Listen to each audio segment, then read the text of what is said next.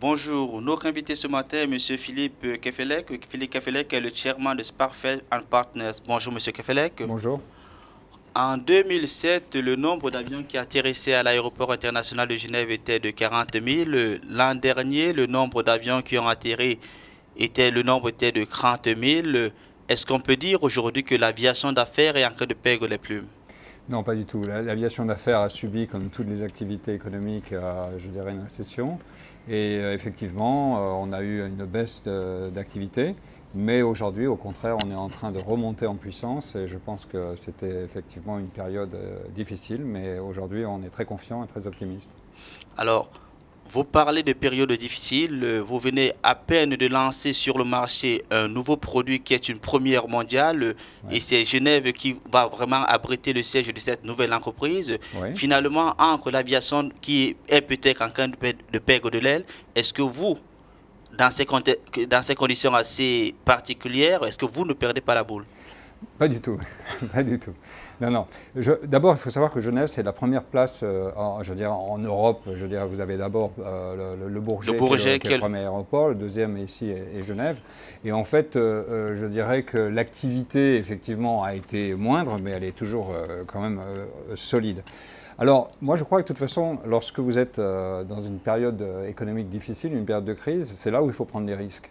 Tout le monde est bon dans les périodes économiques fastes, mais effectivement, dans ces périodes-là, il faut savoir prendre des risques.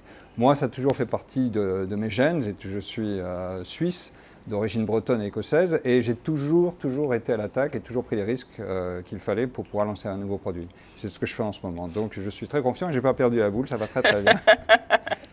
Alors, lorsqu'on suit par exemple votre parcours, qui est vraiment très génial dans votre parcours, c'est que votre succès, c'est d'abord, d'après ce que disent les personnes, est d'abord dû à votre génie commercial et aussi à votre passion pour l'aviation. Aujourd'hui, vous lancez le Sparfell International Lease Corporation, qui est vraiment la première entreprise de leasing à long terme dédiée à l'aviation d'affaires. Ouais. Finalement, est-ce qu'il y avait un manque dans le secteur? Oui, alors moi je suis né dans le milieu de l'aviation, j'étais jeune dans un cockpit de DC-3, mon père était pilote, mon fils maintenant travaille avec moi, donc c'est la troisième génération.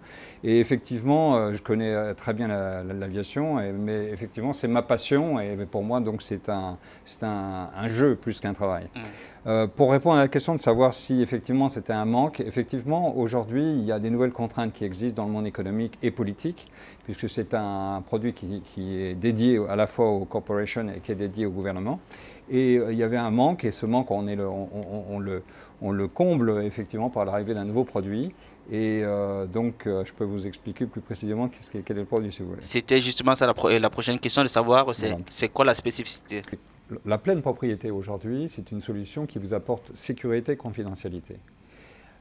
Nous, ce que nous apportons en plus de cette solution, c'est tous les avantages donc, de la propriété, comme je viens de le dire, sécurité et confidentialité, mais avec une simplicité. Et la première chose, c'est une facturation mensuelle qui prend l'ensemble de la prestation. Donc, pour un directeur financier, par exemple, d'une entreprise, il sait à l'avance quel va être son budget. Ça, c'est la première chose qui est importante.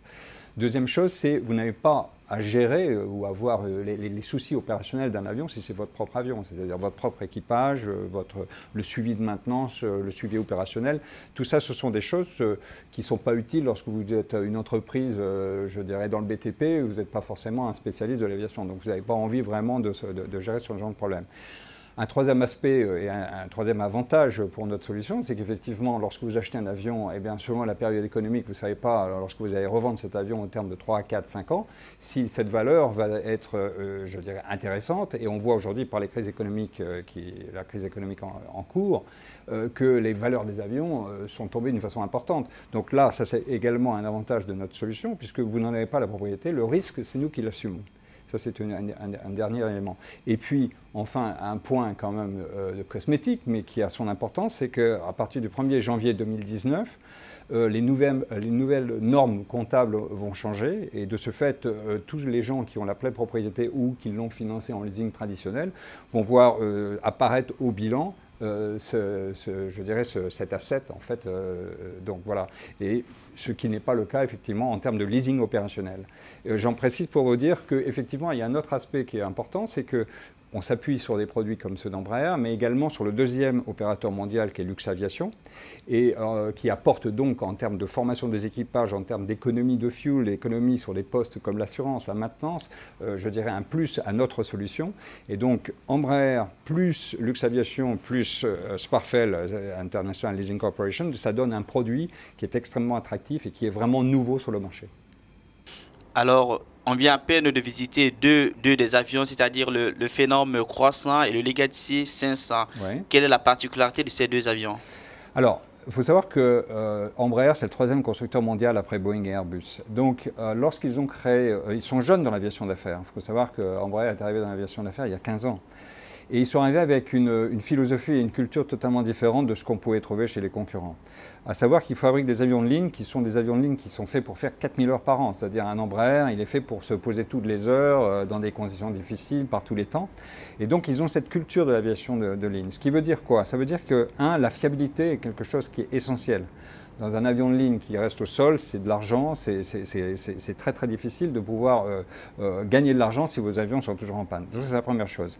La deuxième chose, c'est qu'effectivement, en termes de maintenance, ils sont d'une facilité déconcertante par rapport à la concurrence. Le moindre détail de maintenance est fait pour que ce soit changeable immédiatement, rapidement. Et les performances sont exceptionnelles par rapport, ce qu'ils donnent pour l'argent qu'on y investit est exceptionnel par rapport à beaucoup de produits concurrents. Nouvelle technologie, robustesse, facilité d'utilisation. Donc c'est pour ça que nous avons choisi, nous, Embraer, pour lancer ce produit. Qu'est-ce qu'on peut vous souhaiter pour 2017? Écoutez, d'abord une économie plus solide et puis une pleine réussite de ce nouveau produit. Je peux vous dire que si vous venez me voir dans 5 ans, vous verrez que j'avais raison avant tout le monde et que effectivement le produit de Silk est mieux adapté que toutes les solutions actuelles. Nous remercions M. Kefelec pour ces explications. Quant à vous, nous vous donnons rendez-vous très prochainement avec un nouvel invité. Au revoir.